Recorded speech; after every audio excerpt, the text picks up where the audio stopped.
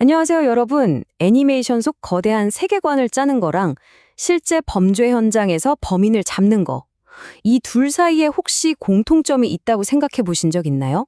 바로 지식을 구조화하는 기술인데요.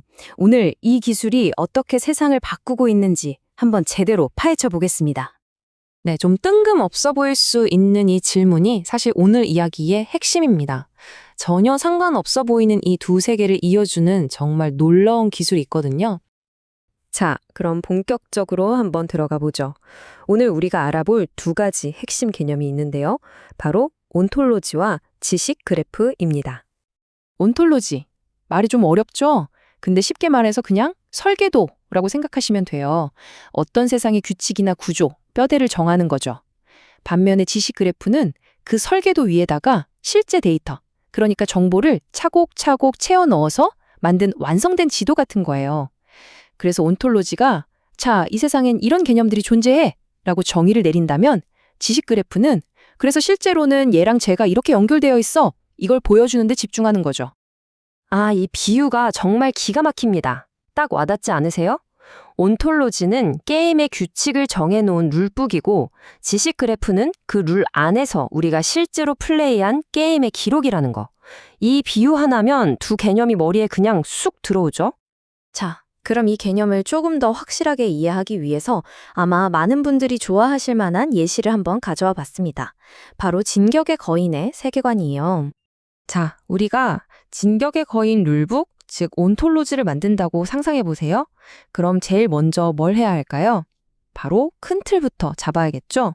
이걸 전문 용어로 클래스라고 부르는데요. 예를 들면 캐릭터라는 종류, 조직이라는 종류, 또 장소 같은 큰 개념의 묶음부터 딱딱 정의라고 시작하는 겁니다. 그렇게 룰북이 만들어졌으면 이제 완성된 지도를 볼 차례입니다.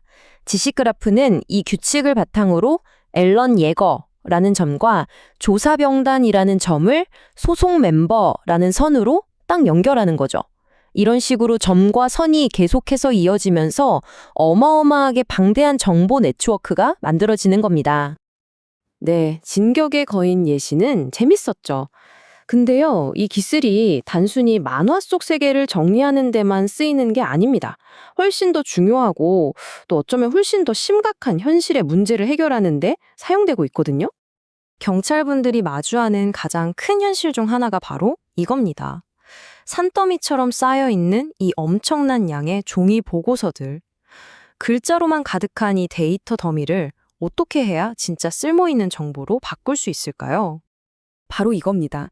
진짜 문제는 수천, 수만 건의 개별 사건 기록 속에 퍼묻혀서 우리 눈에는 보이지 않는 그 숨겨진 패턴, 그 연결고리를 대체 어떻게 찾아낼 거냐는 거죠. 그 해결책이 뭐였을까요?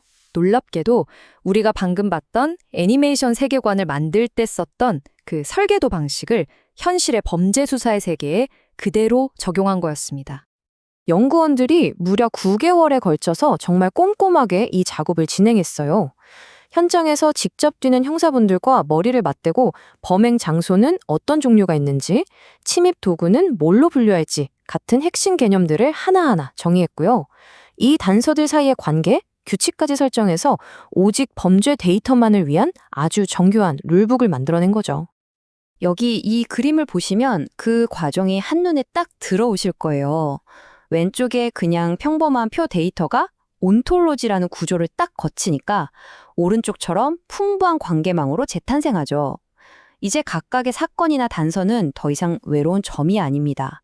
서로 촘촘하게 연결된 거대한 네트워크의 일부가 돼서 그동안 숨어있던 연결고리를 드러낼 준비를 마친 거예요. 자, 이렇게 해서 완성된 범죄 지도가 만들어졌습니다. 그렇다면 과연 이 지도는 수사관에게 어떤 새로운 능력을 주게 될까요? 이렇게 복잡한 데이터 구조 위에 보시는 것처럼 아주 직관적이고 간단한 검색 도구가 만들어졌습니다.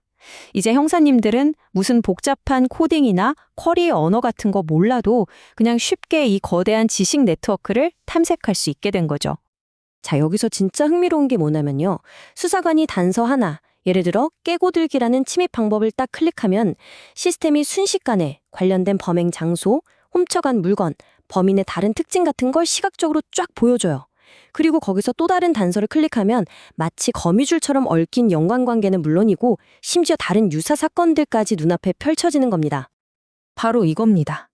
이게 이 시스템이 가진 진짜 초능력이에요. 소프트 매칭이라고 부르는데요. 이건 기존의 검색처럼 정확히 똑같은 단어만 찾아주는 하드 매칭이랑은 차원이 달라요. 의미적으로 비슷하거나 통계적으로 봤을 때 자주 같이 등장하는 단서들을 알아서 찾아주니까 수사관이 미처 생각하지도 못했던 그런 연결고리를 혹시 이거 아닐까요? 하고 제시해 주는 거죠. 그래서 가장 중요한 건 그래서 이게 진짜 효과가 있었냐 하는 거겠죠. 자, 결과를 한번 보시죠. 93.52%. 네, 이 놀라운 숫자가 바로 유사 사건을 검색해주는 서비스의 정확도입니다. 이게 무슨 말이냐면요. 수사관이 단서 몇 개만 딱 입력해도 과거에 일어났던 비슷한 사건들을 93%가 넘는 확률로 찾아낸다는 뜻이에요. 어쩌면 서로 다른 경찰서에서 그냥 잊혔을지도 모를 사건들, 전혀 상관없어 보였던 범죄들 사이의 연결고리를 찾아내서 연쇄범죄의 패턴을 밝혀낼 수 있다는 거죠. 이건 정말 수사의 판도를 바꾸는 말 그대로 게임 체인저입니다. 그리고 여기 또 하나의 숫자가 있습니다. 76.19%. 이 수치는 범행 장소를 추천해주는 서비스의 성능을 나타내는 F1 점수라는 건데요. F1 점수 좀 생소하시죠? 쉽게 말해서 이건 단순히 정답을 잘 맞추는 걸 넘어서 놓치는 정보도 적다는 걸 의미하는 아주 똑똑한 지표예요. 즉, 이 시스템이 경찰 데이터베이스에 잘못 입력됐거나 아예 비어있는 정보를 스스로 고치고 채워넣을 만큼 믿을 수 있다는 뜻입니다. 시스템이 데이터의 품질을 스스로 높여서 수사의 기초를 더 튼튼하게 만들어주는 거죠. 결국 진격의 거인이라는 가상의 세계관을 정리하는 것부터 현실의 범죄 네트워크를 소탕하는 것까지 그 근본적인 원리는 똑같습니다. 흩어져 있는 정보들을 체계적으로 구조화할 때 우리는 비로소 보이지 않던 것을 보게 되고 불가능하다고 생각했던 일을 가능하게 만드는 진짜 힘을 얻게 되는 겁니다. 이렇게 지식을 지도로 그려서 범죄를 해결할 수 있다면 우리가 아직 풀지 못하고 있는 다른 복잡한 사회 문제들, 예를 들어 질병의 확산이라든지 금융위기 같은 문제들을 해결하기 위한 지도는 또 어떻게 그려야 할까요? 여러분도 한번 생각해 보시면 좋겠습니다. 오늘 이야기는 여기서 마치겠습니다.